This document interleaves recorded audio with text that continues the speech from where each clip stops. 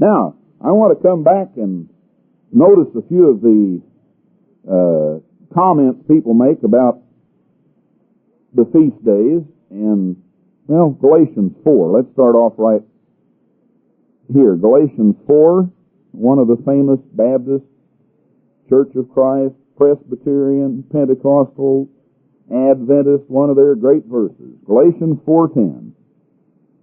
You'll face this many a time in your lifetime. You observe days. Boy, that's true. You Armstrongites, the worst day observers you ever found. I mean, you observe Saturdays, and you observe Tuesdays and Thursdays, and Tabernacles and Trumpets and Atonement, and you observe days, months, times, years. I never did that in my life. I never have done that, verse 10. Now you might think, well, wait a minute, how do you know you never have done that? Well, notice when you analyze this verse step by step, first place, who's he talking about? You. Is he talking about Christians? Is he talking about Galatians? Is he talking about past pagans? Or who's the you? You. That's not a very definite pronoun, so you can know who he's talking about. Now, what about the word observe? What's that word? What about days, months, times, years? Does that suggest anything to you when you see that? Isn't it obvious he's getting bigger in time periods? The day is the shortest time period. He doesn't say anything about weeks. I observe weeks. You wait till Pentecost comes around, we'll observe weeks. Feast of weeks, 50 weeks. But he doesn't say a word about weeks here. He doesn't say you observe weeks. Doesn't say you observe Sabbath. It says you observe days, months, times, whatever that is. Is that the same word as seasons, times? In the New Testament? Years? Now, I've been in the church 25 years, and I never observed any years yet. Well, yeah, but back then, they observed years. Well, now, wait a minute. What years could the Galatians have observed? Well, now, let's see. If you look back in the Bible, they observed the 7th year, and they observed the 50th year. That's all. You can't find any other years anywhere in the Bible they ever observed. They observed the 7th year, and they observed the 50th year. Well, I've never observed either one of them. Now, did these Galatians know which year was the 7th year? Did these Galatians know which year was the Jubilee year? Is that what you're going to tell me? I'll tell you, you'll never find a single commentary that's dumb enough to try to say that. They might suggest that perhaps that could be, but they'll all admit, no, nobody knew when the Jubilee year was by the time of Galatians. They'd lost track of when the Jubilee year was. They don't know. Did the Jews observe Jubilee year? No, they don't know which year is the 50th year. And according to the Jewish belief, you've got to know which is the 50th year. You can't just pick out a 50th year. Can you imagine, let's say everybody tried to observe years. How are you going to do that?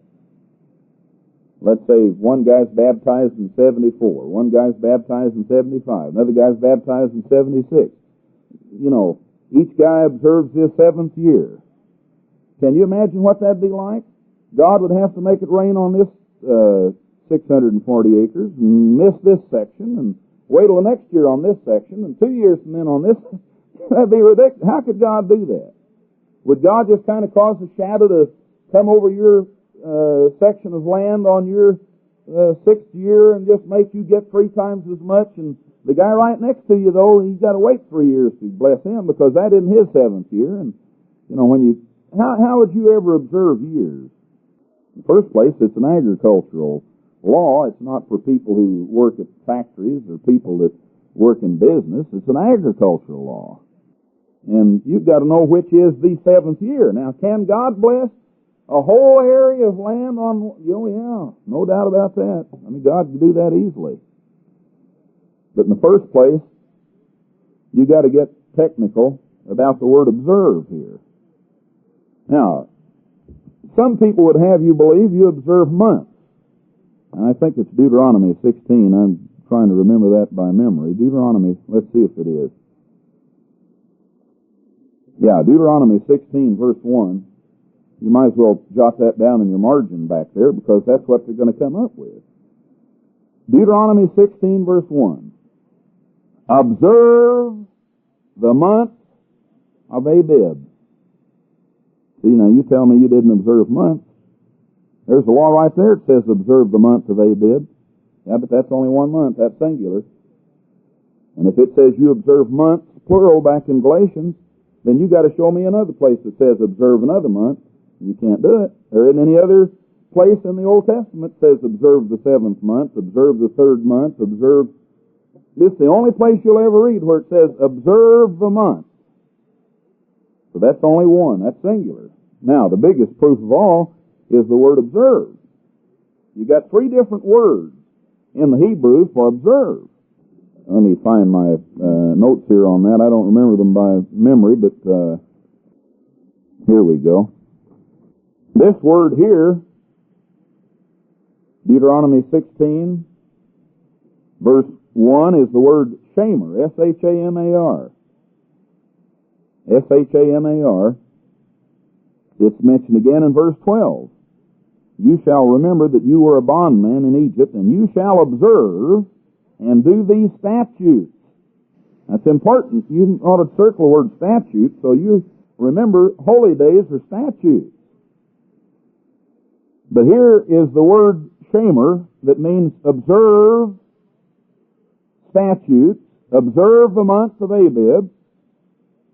Now it's mentioned Exodus 12, verse 17. We might turn back there and just notice Exodus 12, verse 17.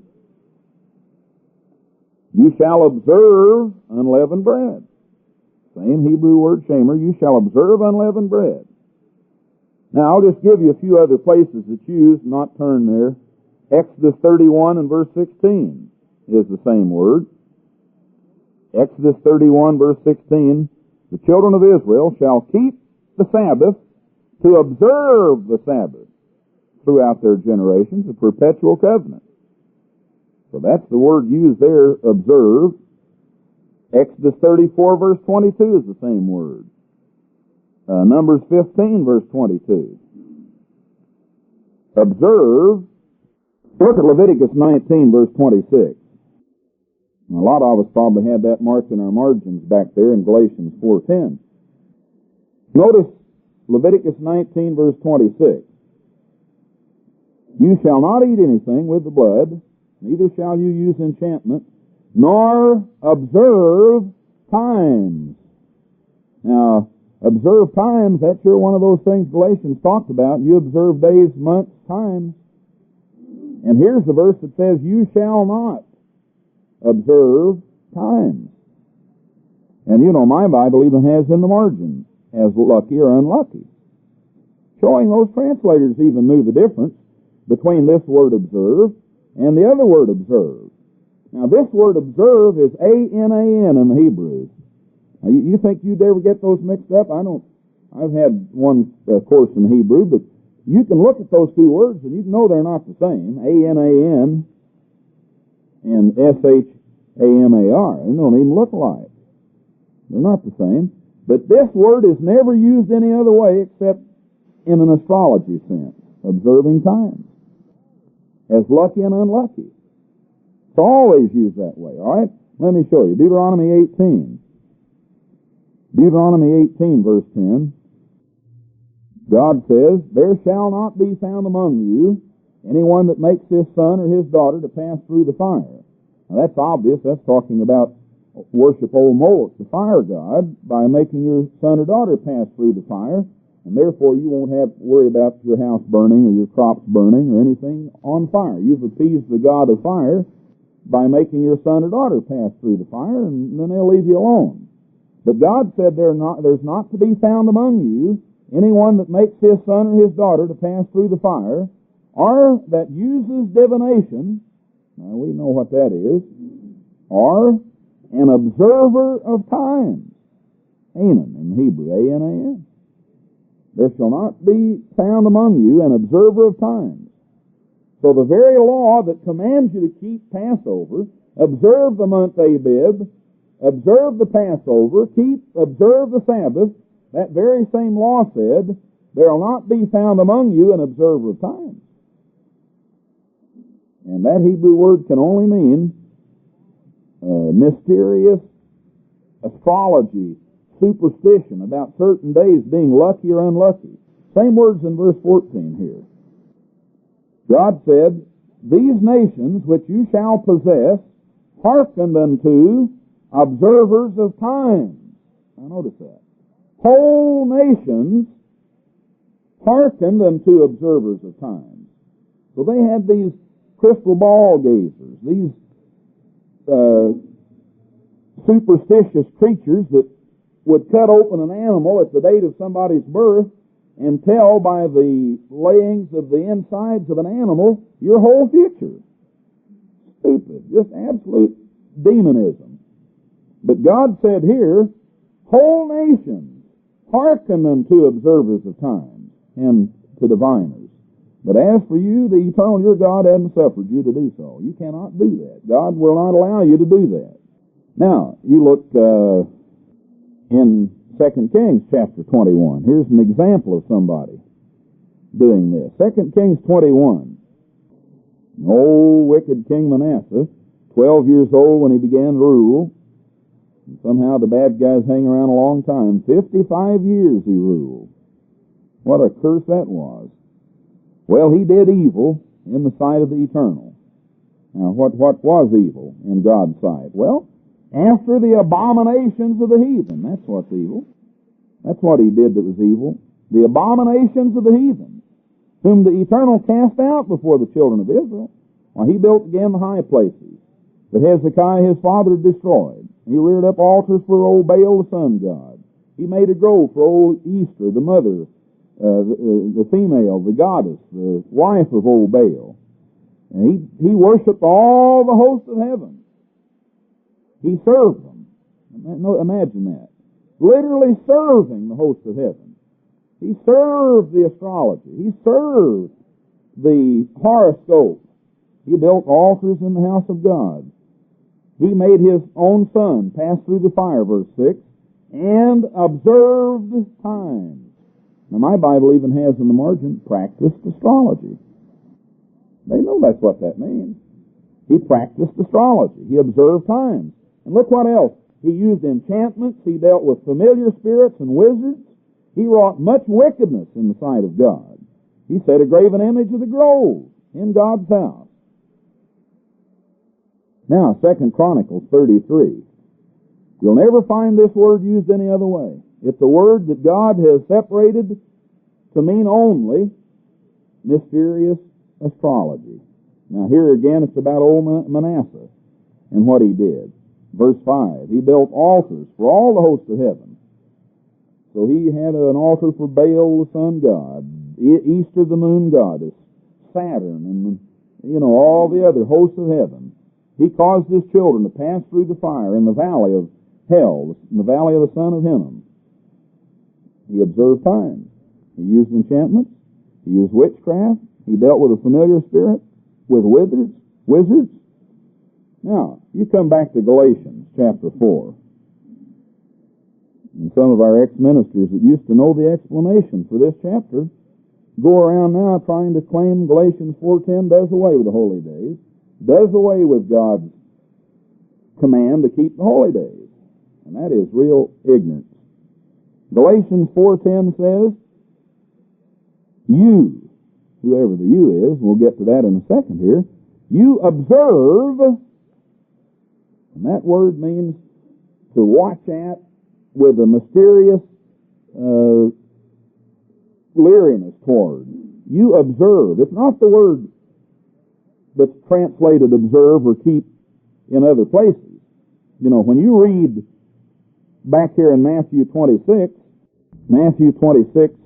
verse 18, Jesus says to the disciples, go into the city to such a man and say to him, the master says, my time is at hand, I will keep the Passover.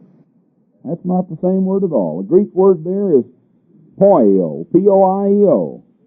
Same, it's a verb, to do. It's the verb to make, to keep. I'll do the Passover. I'll make the Passover. I'll keep the Passover. But it's a total different word from back here where it says you observe days. Now, if Galatians is talking about God's days, why didn't he even use the same word that's always used connected with God's days? Why would he use a word that's astrology, superstitious, lucky and unlucky?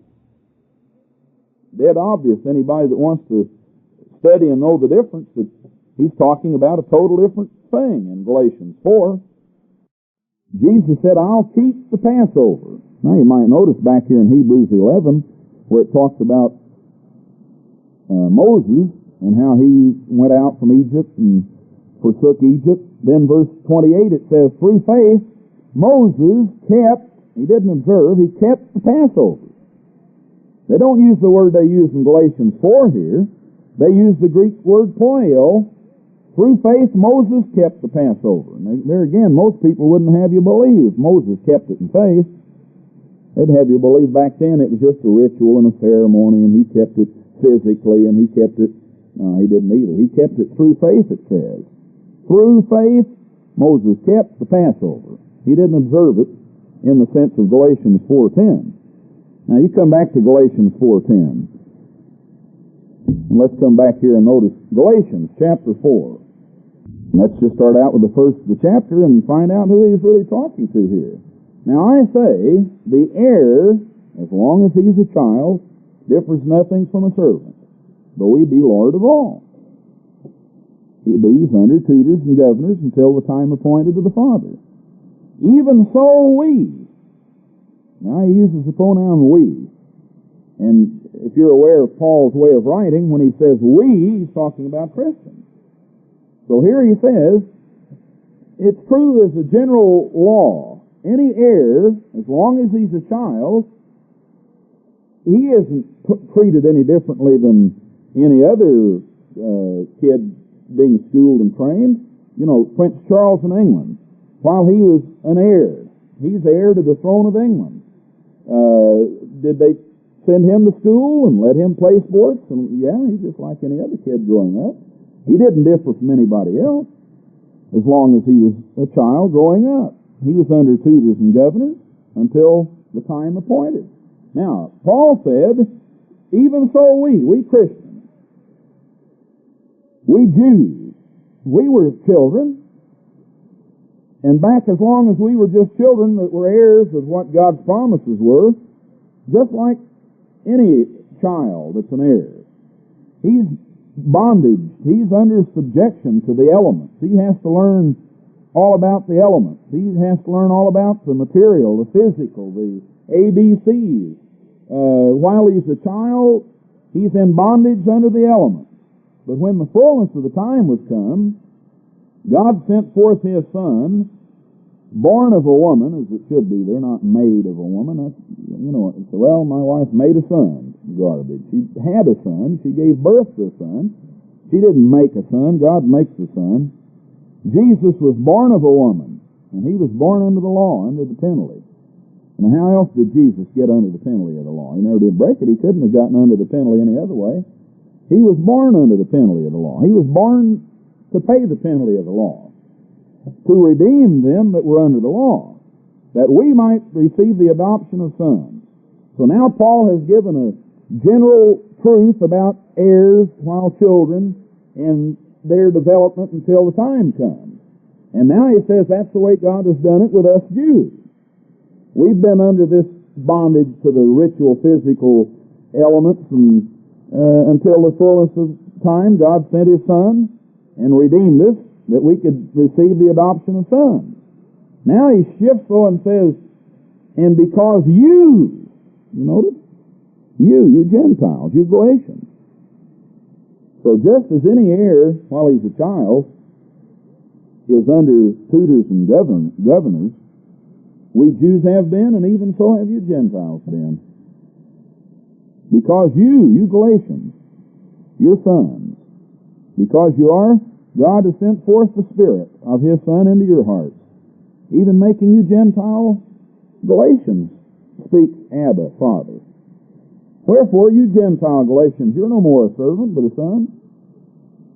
If a son, you're an heir of God through Christ, just like we Jews. But now, what about back before? We've admitted we Jews back before were in bondage under the element. Even so, when you Galatian Gentiles didn't know God, you did service to things that by their nature are made out of stone, wood, made out of elements.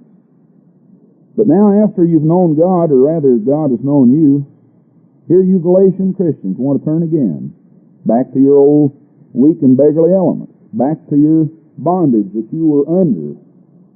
You're wanting to go back to your astrology. You're wanting to go back to this superstitious awareness of days and months and times and years. And Paul says, I'm afraid of you, Gentile Galatians, lest I've bestowed on you labor in vain. Brethren, I beseech you, be as I am, because I am as you are. You haven't injured me at all. Now, you know, when you read that with that context, how on earth could you take that verse out of context? Yeah, you know, Paul condemned you Armstrongites. He said you observe days, months, times, and years. That is really one of the dumbest, stupidest things I ever heard of. You know, I'm eager for somebody to spring that on me, boy. Just wait till they jump out on me with Galatians 4:10. I'm going to make them realize how ignorant they are about what the Bible really teaches. And you ought to be able to, too. That is one of the most flagrant twistings of Scriptures you ever heard of. Because the main thing we observe most of all is the week, and it isn't even mentioned here. The Sabbath at the end of every week, and another week and another Sabbath. That isn't even mentioned.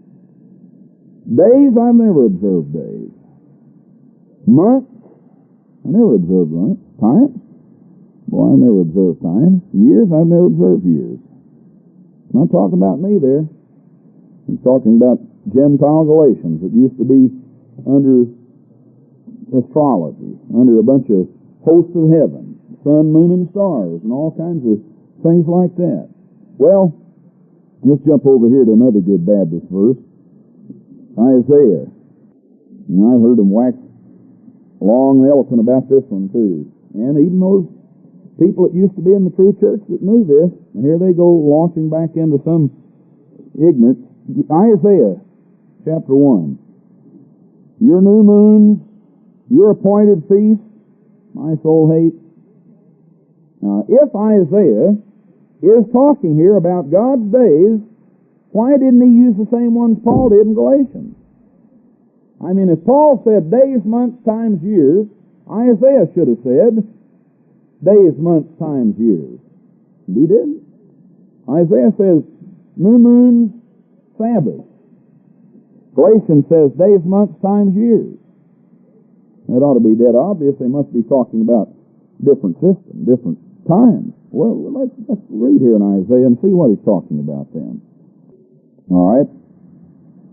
In the first place, if you read the context, he's talking here about Israel. Verse 3, the ox knows his owner, the ass his master's crib. Isn't that unusual when he's talking about Israel? He talks about two animals. He knew they were going to be split up and end up being two. And sure enough, the ass is a symbol of the nation of Judah more, and the ox is more like Israel, the 10 tribes. So Samaria and the 10 tribes have actually been on the coat of arms symbolized by an ox. And yet an ass, that's talking about Judah. So here God said, the ox, a type of the 10 tribes, an ox knows his owner. An ass, well, an ass knows where his master's crib is, but boy, old dumb Israel, they don't even know they belong to God. They don't even know they're Israel. They don't even know who they are. Israel doesn't know. God's people don't consider. Then God describes them, a sinful nation, laden with iniquity, a seed of evildoers. God says, you're sick from the head to the foot. Your country is desolate, and the cities burned with fire. But now he comes down to verse 10. Hear the word of the Eternal, you rulers of Sodom. Now here he's speaking symbolically, as you'll read on, likening to the leaders of Israel to the rulers of Sodom. And you know, all you got to do is keep up in the newspaper and you see why he says that. Now they're sadly coming out the first week of school with a 6-night series on the crud up in Washington and all the behind-the-scenes garbage that's going on. People are losing faith in leaders. You know, they're after Nixon again, they're after Vance and after everybody, and, you know, finally, I read a bumper sticker last week about politicians or something, said, help him fight against pollution, burn a politician or something like that. It makes you realize how people are feeling about corruption. But here God describes it in His Word, and He calls them rulers of Sodom. Give ear to the law of our God, you people of Gomorrah. Now here He's telling them they have not given ear to the law of God. So whatever He says after that isn't the law of God. Give ear to the law of your God. You're not doing it. To what purpose is the multitude of your sacrifices to me? So now here they think they can bribe God off by a multitude of sacrifices. God said, I'm fed up with your burnt offerings of rams and the fat of your fed beasts. I'm not delighting in the blood of your bullocks or lambs or he-goats. When you come to appear before me, who has required this? Now God requires you to appear before Him on holy days. So whatever He's talking about here, they're not giving ear to the law of God. They're trying to bribe Him with all their ritual. When they come to appear, it isn't what required. And then God says, your oblations are vain, your incense is an abomination. The new moons and Sabbaths, the calling of assemblies, I'm fed up with them. I can't endure them. I'm tired of them. It's iniquity, the solemn meeting. Your new moons and your appointed feasts, my soul hates. But you notice, He says, your new moons, your appointed feasts. He talks about coming when it hadn't been required. He talks about trying to flood God with all their rituals. He says they're not giving ear to the law of God.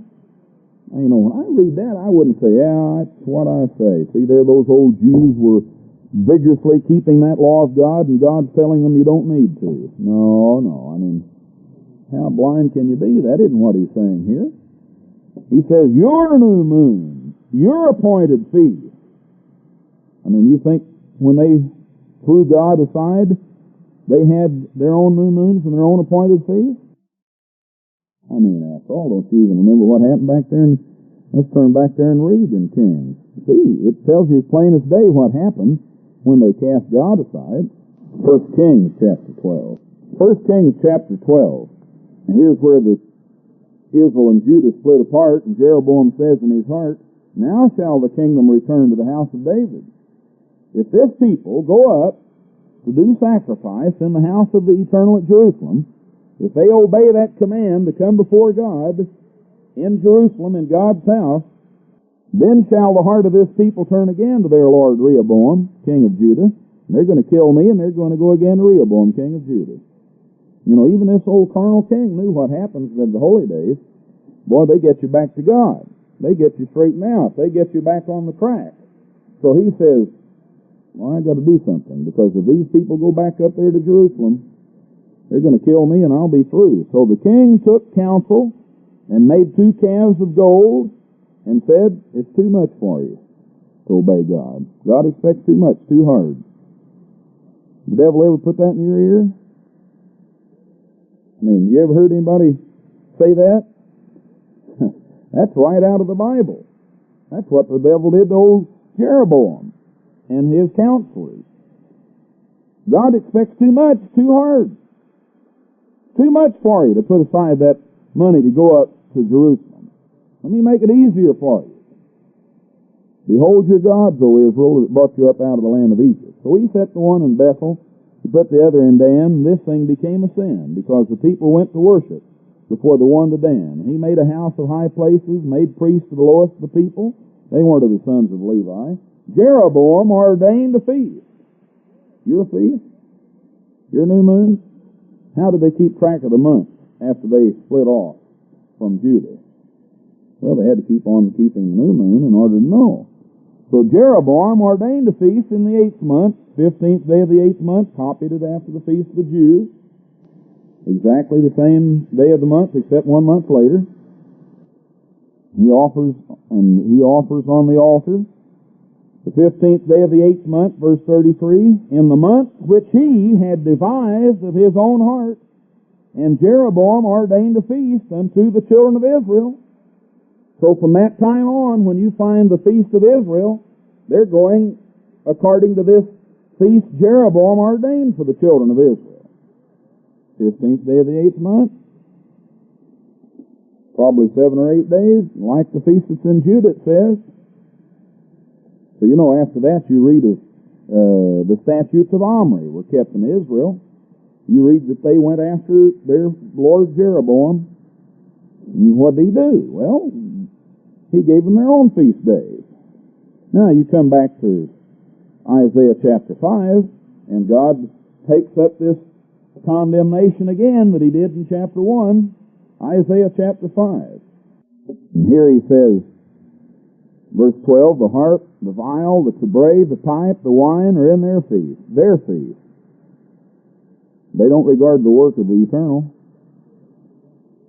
Now you notice God says the feast of Israel that he's talking about, and even the Jews began to go astray, some of them, and follow Israel.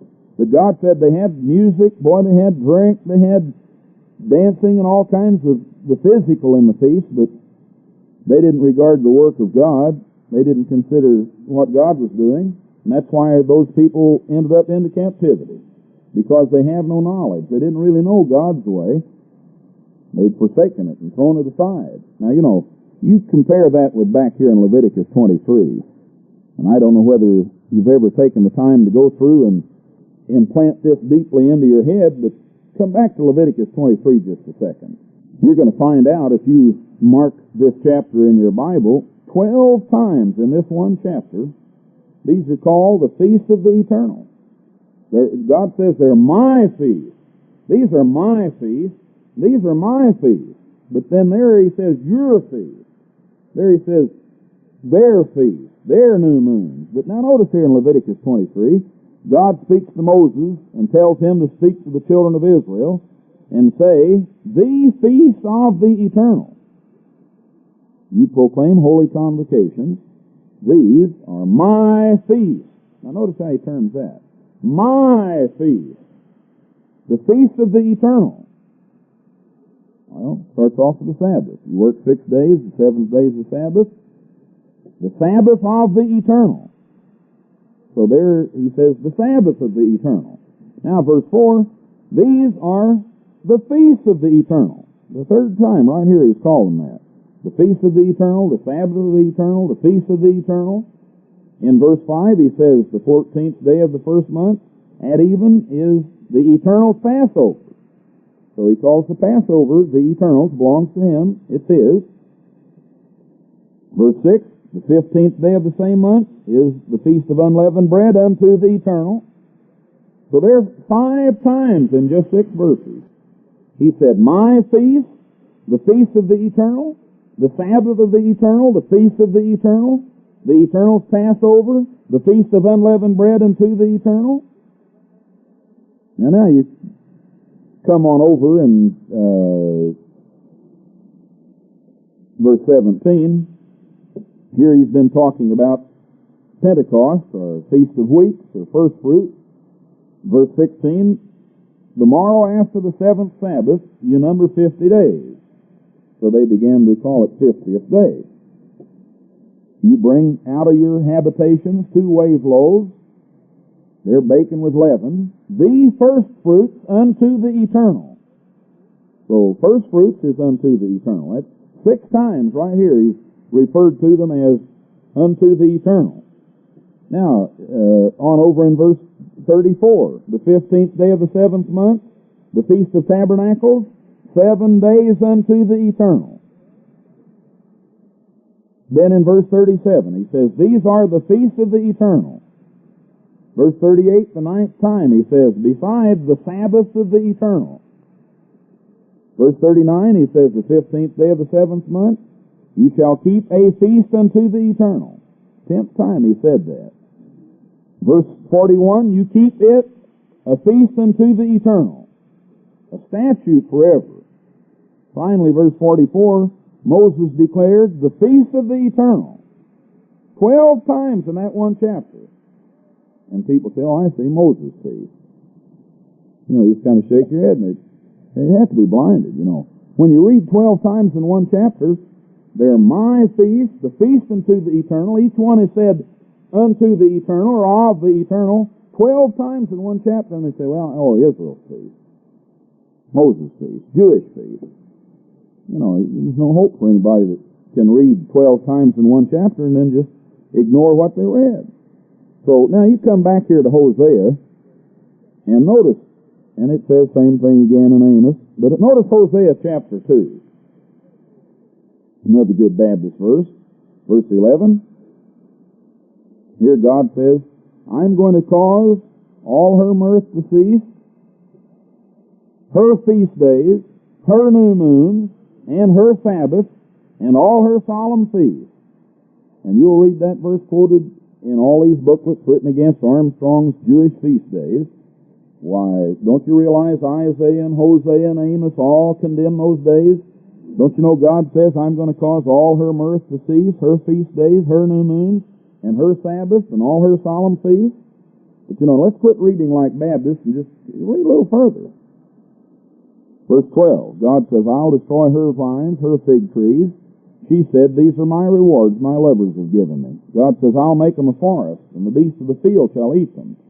And God says, I'll visit upon her the days of Balaam. That's the days he's talking about. Her feast days are the feast days of Balaam. Old Baal was born in December, according to the system of the observation. And of course, old Tammuz was resurrected in Easter time. So you have days of Balaam. Baal is the system of worshiping the heavens. The chief god is the sun. The female is the moon. Then you worship all the astrology, the horoscope, and all of the signs of the heavens. So God says, when he talks about her feast days, her new moons, her Sabbaths, all her solemn feasts, he says, I'll visit upon her the days of Balaam, wherein she burned incense to them, decked herself with her earrings, jewels, went after her lovers, forgot God. God says, verse 16, it shall be at that day, says the Eternal, you'll call me no more, or you'll call me Ishai, and shall call me no more Baali. So notice the so-called Christian religions call God by their way of worship Baal, Baali. They think in their sun worship, which they don't think of sun worship, but God says that's what it is. They think they're calling God one thing, and God says, no, you're calling me Baali. At that day, you're going to get things straightened out, and you're going to call me husband. I'm going to be married to you, and you're not going to call me anymore Baal. But now, you know, you can back up a little earlier and read a little earlier in this chapter. But here he's talking about the days of Balaam. He's talking about Baali. He's talking about the days they went astray to, the days they went aside to. He's not talking about his days in Isaiah or Galatians or any of those places. Now, we might come back to Colossians 2 and notice back here, probably the most often used verse against the holy days, Colossians 2. Now, how theologians, how Bible students can quote Galatians 4:10 and in the same breath quote Colossians 2:16 and claim to be honest, I don't see how they can do that. Because Galatians 4 says, you observe days, months, times, years.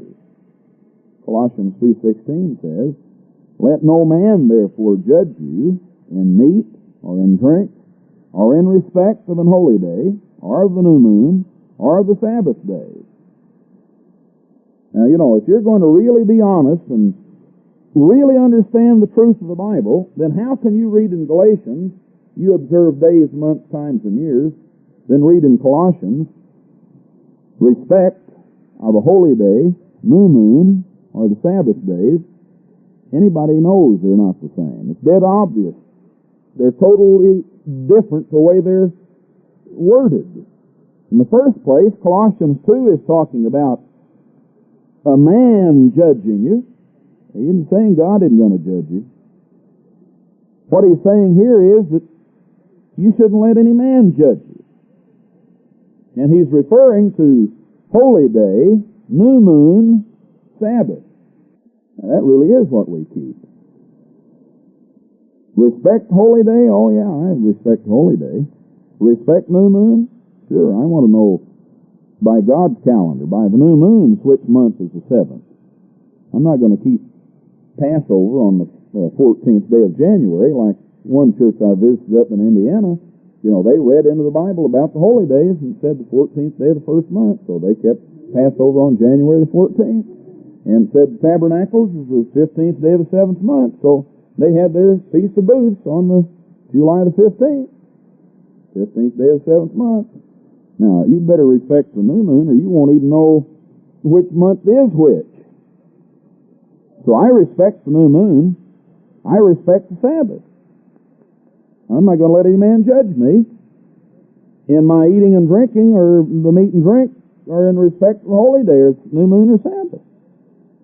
Do you have any trouble with that? Do you have any trouble with people wanting to judge you about meat and drink? You have anybody trying to judge you about respecting holy day, new moon, Sabbath?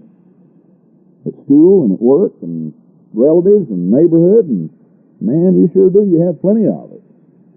So Paul is just telling these Colossians, why worry about what some man judges? I mean, don't worry about any man judging you. Don't let any man judge you. No, God's your judge. You know, the Bible is going to judge you. Don't pay any attention. Don't let it worry about some man. And you know, when you read that, that's dead obvious. Here he could be talking about several things. I'm sure they had Jews judging them because they kept the holy day Sabbath and new moon without all the Jewish rituals.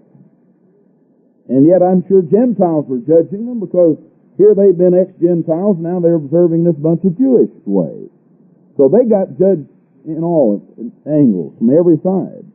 So Paul is just saying to these Colossians, well, don't let any man judge you. I mean, aren't you the guy that's converted? Aren't you the guy that has the Spirit? Aren't you the Christian? Then why would you let any man judge you about eating and drinking? You know, some people want to say that this is talking about clean and unclean meat. Well, if that's true, then what about drinking, you know? What kind of a drink is he talking about judging you? And of course, he's just talking here about people around you, judging you because of your meat and drink. You know, the way you eat and drink, what you don't eat and what you do drink, and the way you keep holy days. But it's certainly not parallel with Galatians 4:10. Now, you might come back to Romans 14, and then we've made the rounds on these good Baptist scriptures they use against you. Romans 14. Verse 5, jump right in the middle of the chapter like a good Protestant would. One man esteems one day above another. Another esteems every day alike. Let every man be fully persuaded in his own mind. He that regards the day regards it to the Lord, and he that doesn't regard the day, to the Lord he doesn't regard it. He that eats, eats to the Lord, because he gives God thanks. And he that doesn't eat, to the Lord he doesn't eat, and gives God thanks. Another esteems every day alike. Let every man be fully persuaded in his own mind. He that regards the day regards it to the Lord, and he that doesn't regard the day, to the Lord he doesn't regard it. He that eats, eats to the Lord, because he gives God thanks. And he that doesn't eat, to the Lord he doesn't eat, and gives God thanks. None of us lives to himself, no man dies to himself. You know, what in the world's all that all talking about? Well, you got to back up and get the story flow. Start at the context. Verse 1, him that is weak in the faith receive you. All right, he's talking about two different peoples here. One who is weak in the faith, admittedly, and other people and how they conduct themselves towards someone who's weak in the faith. All right, he's telling you, if you're one who isn't weak in the faith, to receive the one who is weak in the faith, and not with a lot of doubtful disputation, not judging his doubts, not judging his unsureties. Now, you might notice to begin with, the guy who is weak in the faith is weak in the faith because he's got doubtful thoughts. He's not sure. He's unsure. He thinks one time yeah and one time no, and he's doubtful in his thoughts. But if we're the other guy, we're not to judge him and dispute with him about his doubtful thoughts, but receive him. He can still be in the faith and be weak in the faith. So he's not talking about heathen. He's talking about two people in the faith. One who's weak in the faith, and the other guy who's strong, and how he should conduct himself toward one who's weak. All right? One believes he may eat all things. Which one is that? The guy weak in the faith or the guy strong in the faith? Now, you can't get radical and say one believes that he may eat all things. Wood and iron and poison ivy and skunks and rattlesnakes. And no, that must not be it. What does he mean, one believes he may eat all things? Well, it's obvious he's contrasting two people. So the other guy that's weak eats herbs. He thinks what you can eat's limited to one category. You can't eat meat, you can't eat grains, you've got to only eat pulse, vegetables. He's a vegetarian. Here's a guy that's superstitious, and he thinks you shouldn't eat animal flesh, and you shouldn't eat. You ever have a chance to run into that day? And what if we got a new Adventist coming to church? They got veggie burgers, and they're not going to eat meat. They're going to be weak in the faith. They're going to just eat herbs.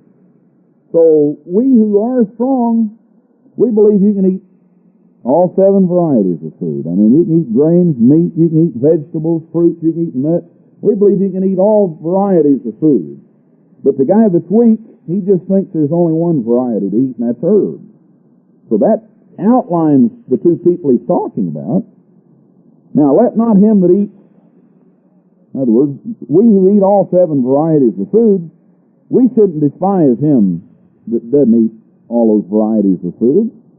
But the guy that only eats vegetables shouldn't judge the guy that eats all 7 varieties of foods either. Now he said, who are we? If God brings the guy into the faith, then we shouldn't judge God's servant. If God brought him into the faith and he's weak, then who are you to judge God's servant he brought in?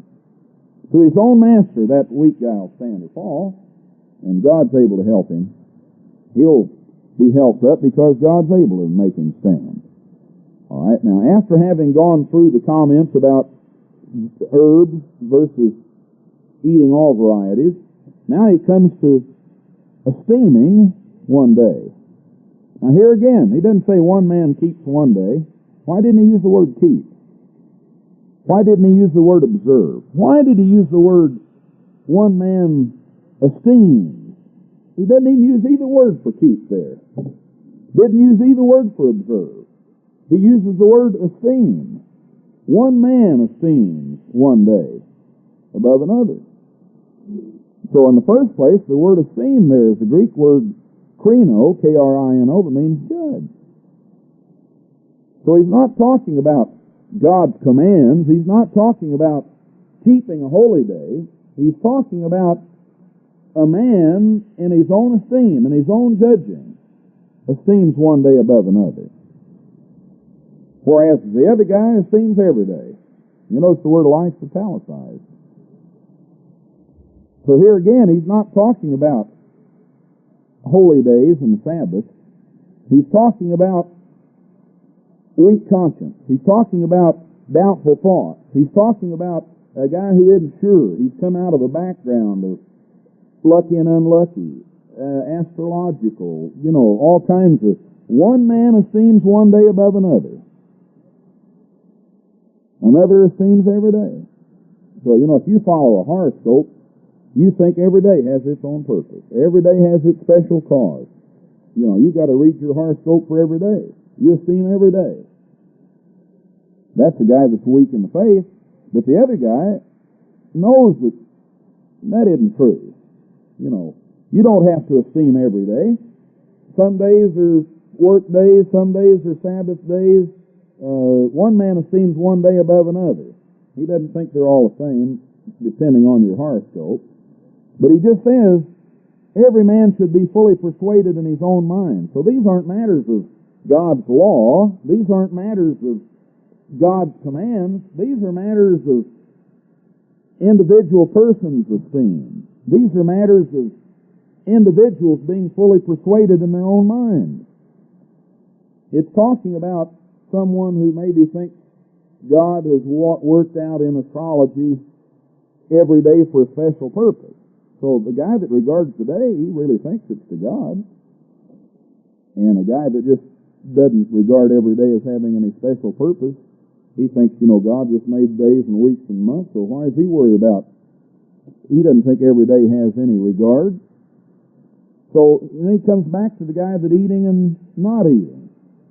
So it's dead obvious when you read Romans 14, that's totally different from Colossians and Galatians.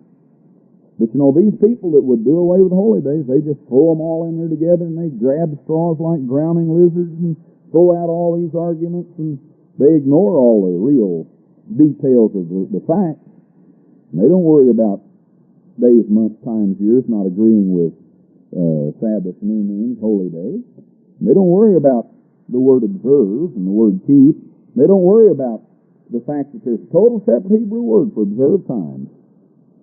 But they just indiscriminately lump all this in there together as an attack on God's laws.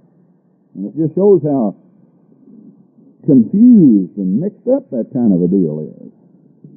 Well, I hope we'll be going through the meaning of the Feast of Trumpets, and of course going through the meaning of the holy days on the days.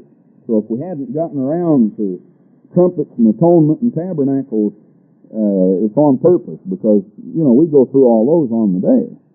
But I hope you can really get these down in your mind and in your Bible and not let anybody confuse you about the holy days.